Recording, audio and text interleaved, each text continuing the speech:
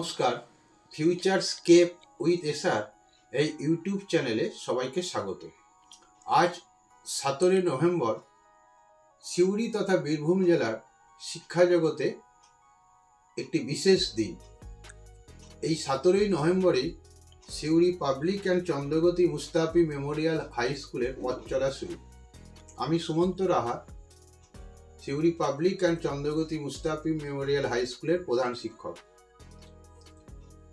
আমি কর্মজীবনে মনে করি বর্তমানে এই চন্দ্রগতি স্কুলই আমার সেকেন্ড হোম। তাই এই 17 নভেম্বর দিনটিকে শ্রদ্ধা জানাবার জন্য আমার অগণিত ছাত্রদের, বর্তমানে পঞ্চম থেকে দ্বাদশ শ্রেণীর সমস্ত ছাত্র এবং সিউড়ির সমস্ত বিদ্যালয়ে যে সমস্ত ছাত্র এবং ছাত্রী আছে, প্রত্যেকের কাছে আমার আজ থেকে কিছু ফিরিয়ে দেওয়ার দিন।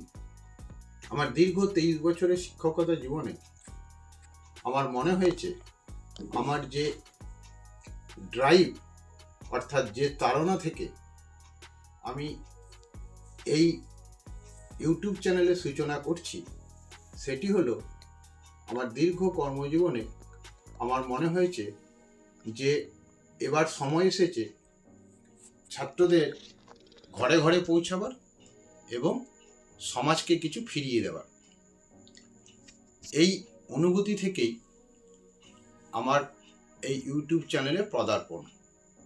ফিউচারস্কেপ কথাটির অর্থ হলো ভবিষ্যতের দৃশ্য, অর্থাৎ প্রতিটি ছাত্র এবং ছাত্রীকে তাদের একটা সঠিক ভবিষ্যতের দিশা দেখাবার জন্যই আমার এই প্রচেষ্টা। আমি মনে করি যে সাফল্য বা সাফল্যের কাছাকাছি পৌঁছাবার জন্য সঠিক পদ্ধতিতে পঠন পাঠন খুব জরুরি।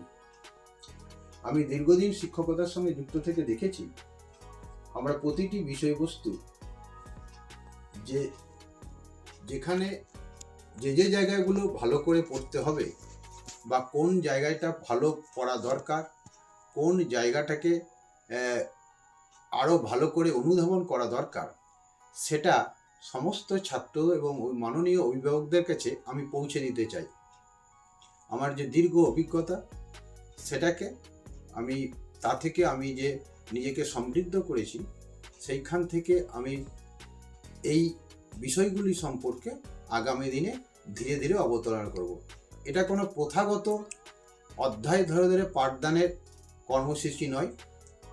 একটি যে কোনো বিষয়ে 5 থেকে 10 অবধি যে কোনো বিষয়ে বিশেষ বিশেষ জায়গাগুলি যেগুলি সম্পর্কে সঠিক এবং পরিষ্কার ধারণা অর্জন করলে একটি ছাত্রের আগামী দিনে ট্রান্সফার অফ লার্নিং বা শিখন সঞ্চালনে সহায়ক হবে, সেই ধারণা বা সেই লক্ষ্যে পৌঁছাবার জন্যই এই প্রচেষ্টা।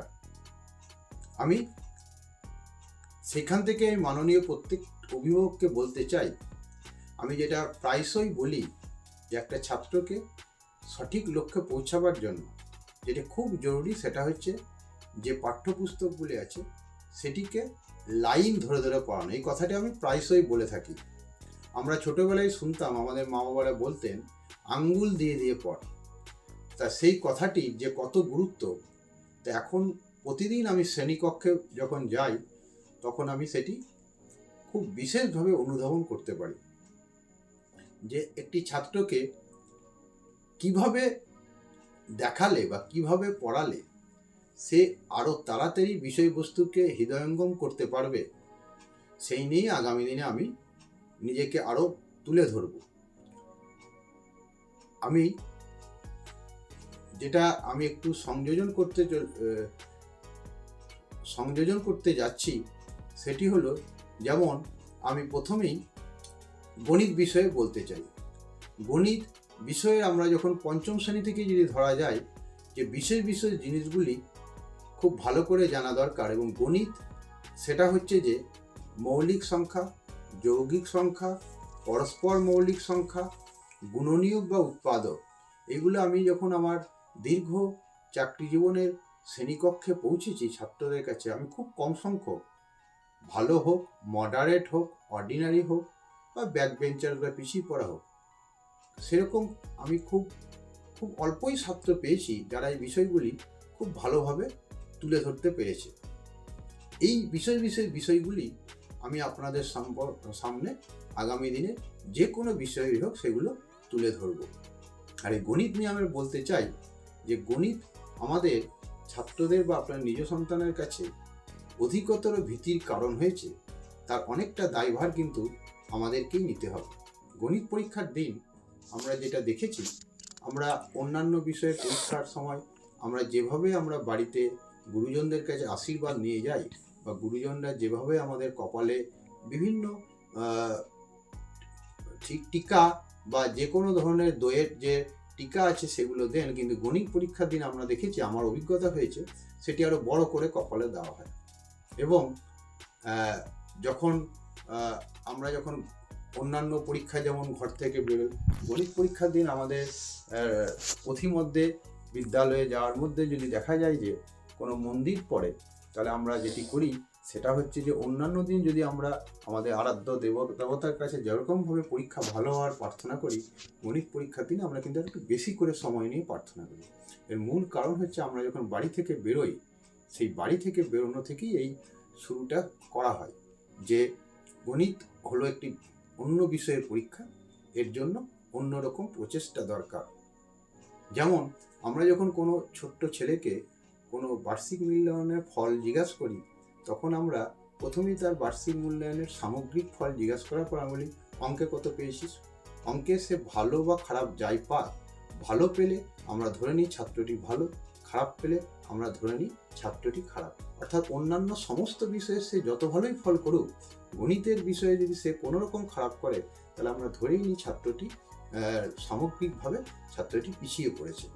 এইভাবে আমরা গণিতকে অধিকতর গুরুত্ব দিয়ে গণিত একটি গুরুত্বপূর্ণ বিষয় অবশ্যই, কিন্তু গণিতকে অন্যান্য বিষয়ের থেকে অধিকতর গুরুত্ব দিয়ে ছাত্র বা নিজ সন্তানের কাছেও আমরা গণিতকে কিন্তু একটা আলাদা মাত্রা দিয়েছি এবং তার সঙ্গে সঙ্গে ছাত্রদের মধ্যে একটা ভার হিসেবে দেখা দিয়েছে।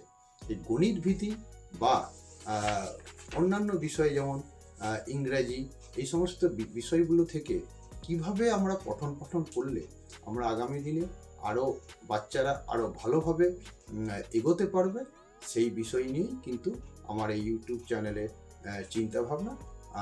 আজকে প্রথম দিন, তাই এইটুকুই আমার চ্যানেল সম্পর্কে বা আমার চিন্তাভাবনা সম্পর্কে আমি ব্যক্ত করলাম। আগামী দিনে আরও বিভিন্ন বিষয় নিয়ে বা বিভিন্ন রকমভাবে আমাদের এই পথ চলা এগিয়ে যাবে। সবাইকে ধন্যবাদ।